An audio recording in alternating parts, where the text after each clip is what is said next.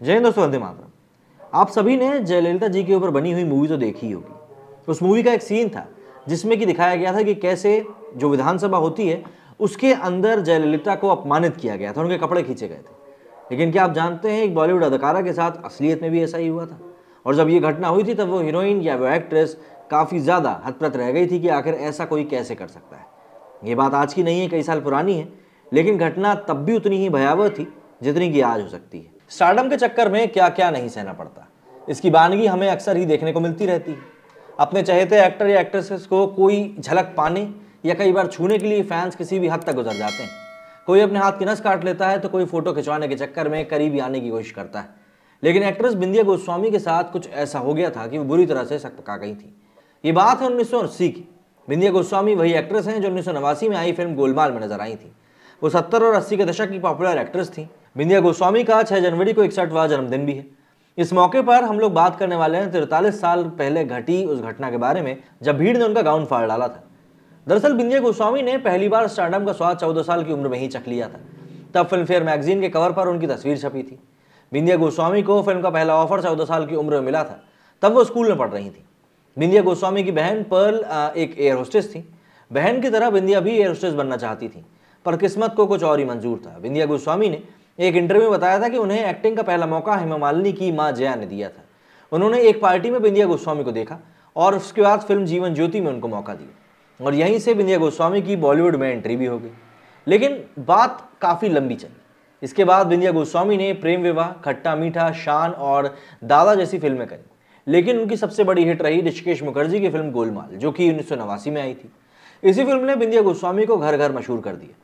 बिंदिया ने 8 साल तक फिल्म इंडस्ट्री में काम किया, लेकिन इतने कम समय में उन्होंने दर्जनों फिल्म करी, पर पॉपुलैरिटी उनको गोलमाल से ही मिली। 70 के दशक में तो बिंदिया गोस्वामी छाई हुई थी। 80 के दशक में भी उनका तहलका जारी रहा। अब ऐसे में इसी दौरान उनकी फिल्म टक्कर के प्रीमियर के दौरान कुछ ऐसा हुआ जिसने बिंदिया गोस्वामी को बुरी तरह से डरा दिया। बात 1980 की है। उस समय बिंदिया गोस्वामी की फिल्म टक्कर का कोलकाता में प्रीमियर था। लोगों की भारी भीड़ जमा थी जो कि बिंदिया की एक झलक पाने के लिए बेताब थे। बिंदिया गोस्वामी ने लेस वाला एक वेलवेट का गाउन पहन रखा था और वो बेहद खूबसूरत लग रही थी।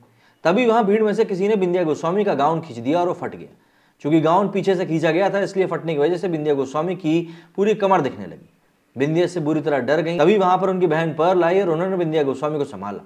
इस घटना का जिक्र एक्ट्रेस ने 2018 में फिल्म फेयर को दिए हुए अपने इंटरव्यू में भी किया था। इसी तरह एक और किस्सा था जब एक सिरफिरा फैन लेटर बॉक्स में रोजाना बिंदिया गोस्वामी के लिए लेटर छोड़ता था।